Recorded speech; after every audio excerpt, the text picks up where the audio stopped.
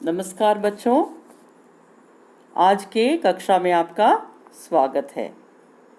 कैसे हैं बच्चों आप सब?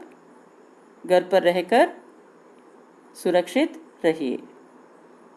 आज हम हमारे पाठ्य पुस्तक के दूसरा पाठ पढ़ेंगे, पाठ 2, और ये एक चित्रकथा है। इस कहानी का नाम है सबसे मीठी सबसे कड़वी, और ये पाठ को हमने 2 भागों में विभाजित किया है। आज हम पहला भाग पढ़ेंगे। ये वीडियो 1 है। इस कहानी के पात्र परिचय, यानी इस कहानी के मुख्य पात्र जो भी इस कहानी में हैं उनके बारे में हम जानेंगे। ये श्री कृष्ण देवराय जी है और ये विजयनगर के सम्राट है। कहते हैं कि ये बड़े कवि हैं और उनके दरबार में कवियों का आना जाना रहता है। तो कृष्णदेवराय विजयनगर साम्राज्य के बहुत ही प्रसिद्ध सम्राट थे। उनके दरबार में तेलुगु भाषा के 8 प्रसिद्ध कवि थे। कितने बच्चे? 8।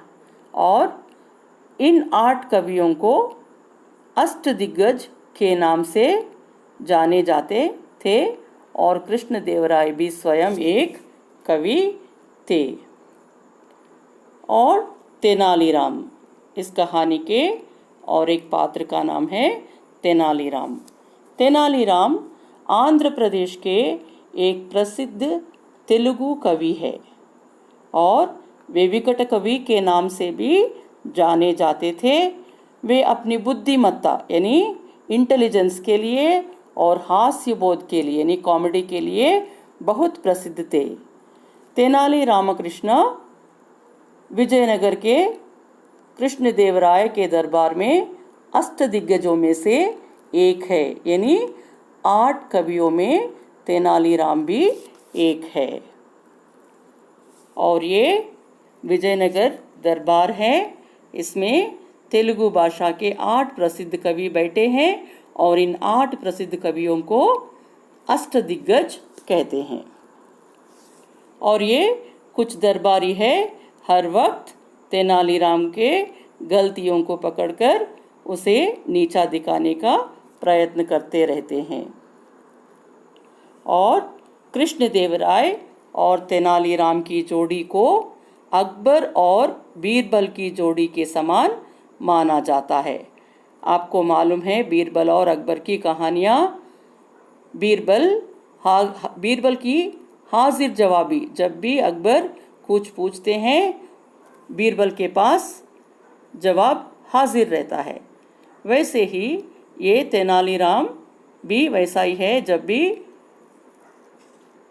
कृष्णदेवराय कुछ पूछते हैं तेनालीराम के पास भी जवाब ज़रूर हाजिर रहता है। इसलिए इन दोनों को अकबर और बीरबल से तुलना की गई है।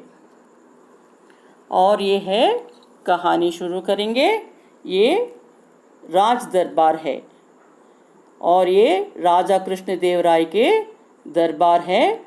और कृष्णदेवराय ने पूछा, वहाँ पर दरबारी बैठे हैं, तो उनसे इन्होंने एक प्रश्न पूछा, आप बताइए सबसे मीठी चीज़ कौन सी है तथा सबसे कड़वी चीज़ कौन सी है? बच्चों, अगर ये प्रश्न आपसे पूछे गए तो आप क्या जवाब देंगे? कुछ लोग कहते हैं आम मीठी चीज़ है, लड्डू मीठी चीज़ है। ऐसा अपने अपने टेस्ट के अनुसार, अपने अपने रुचि के अनुसार आप जवाब देते हैं। और कड़वी चीज़ क्या है? सबसे पहले तो हमको करेला ही याद आता है। ऐसे ही जो मन में आए वहाँ के दरबारी जवाब देने लगे। इस पर तरह तरह के जवाब आए। मीठी चीज़ के बारे में पहले ये लोग बात कर रहे हैं। एक दरबारी कहता है कि तरबूजा सबसे बड़ा मीठा चीज़ होता है या मीठी चीज़ होती है। और किसी ने कहा आम, तो किसी और ने कहा खरबूजा। अपने अपने विचार के अनुसार अपने अपने जवाब देने लगे वहाँ के दरबारी। और इसी तरह कड़वी चीज़ों के भी नाम आए। जैसे मैंने कहा, हमसे पूछा गया तो हम करेला ही कड़वी चीज़ बोलते हैं। और यहाँ पर भी ये लोग भी ऐसे कहने लगे कि सबसे कड़वी चीज़ नीम है, और कोई कहने लगा करेला है, और कोई कहने लगा चिरायता है। तो ये अपने अपने विचार के अनुसार अपने अपने जवाब देने लगे। तो यहाँ चिरायता एक छोटा सा पौधा होता है बच्चों, जिसे दवाइयों में इस्तेमाल करते हैं। तो चिरायता भी बहुत ही कड़वी होती है। तो ये इसका चित्र देखिए, ये चिरायता पौधा है। इस पौधे को दवाइयों में इस्तेमाल करते हैं। तो सब अपने अपने विचार से मीठी चीज़ों के बारे में और कड़वी चीज़ों के बारे में बता रहे थे, लेकिन तेनालीराम चुपचाप वहाँ खड़े होकर सबकी तरफ देख रहे थे। तो तेनालीराम बिल्कुल चुप बैठे थे, वो कोई भी जवाब नहीं दे रहा था। तो कृष्णदेवराय ने उनसे पूछा, क्यों तेनालीराम, तुम्हें कुछ नहीं कहना? आपके पास जवाब नहीं है क्या? आपको पता नहीं है क्या मीठी चीज़ क्या होती है और कड़वी चीज़ क्या होती है? ऐसा कृष्णदेवराय ने तेनालीराम से पूछा।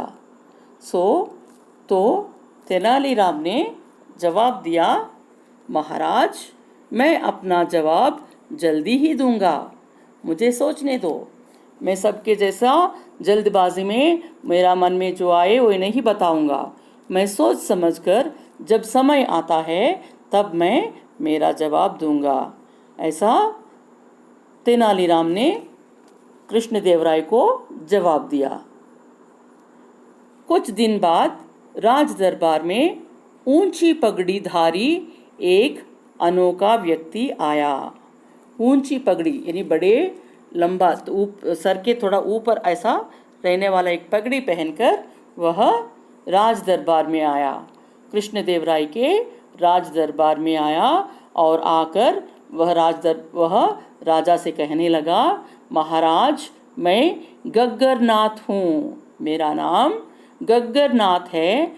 आपके पड़ोसी राजा यानी आपके राज्य के पड़ोस में जो राज्य है उस राज्य के राजा महापराक्रमी नील नीलांबर जी का राजकवि, मैं राजकवि हूँ।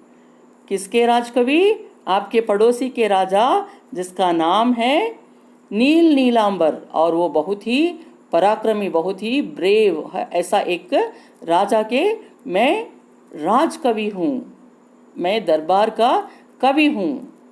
ये बात सुनते ही जब दूसरे देश के राजा के मैसेंजर आते हैं तो उनका आदर किया जाता है।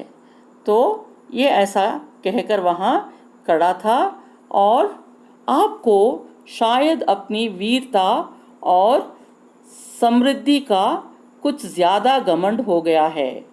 वह कहने लगा राजा से, आप तो बहुत घमंडी है, आपके पास बहुत धन है, आपके पास, आप समझते हैं कि आप बहुत पराक्रमी हैं, ऐसा सोचकर आप बहुत ही गर्व महसूस करते हो, यू आर वेरी प्राउड। ऐसा वो गग्गरनाथ विजयनगर के राजा कृष्णदेवराय से कहने लगा। पर वे इतने बलवान हैं कि जब चाहे आपकी शान को धूल में मिला सकते हैं।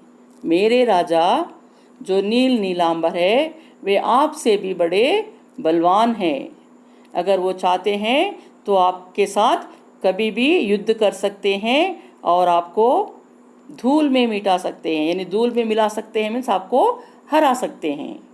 ऐसा कहकर उसने अपना परिचय दिया कृष्णदेवराय के दरबार में आकर।